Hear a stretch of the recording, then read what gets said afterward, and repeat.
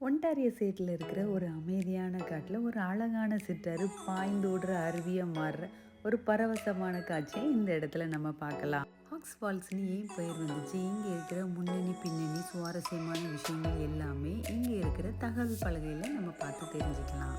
இயற்கையை அணுவாக அனுபவிக்கணும்னு நினைக்கிறவங்களுக்கு இங்கே இருக்க ட்ரெயில்ஸ் குரூப்போட பயணிக்கும் போது அது ஒரு பரவசமான பயணமாக அமையும் நம்புகிறேன்.